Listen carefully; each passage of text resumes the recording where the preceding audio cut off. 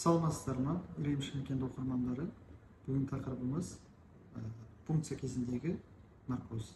Оған қалай дайындалу керек, қалай өтеді, соны түсіндіреміз. Пункцияға дайындалу анализдер тапсырады, кардиограмма, рентген, бәрін өткеннен кейін пункция күні аш қарынға келеді, тамақ су ішпей.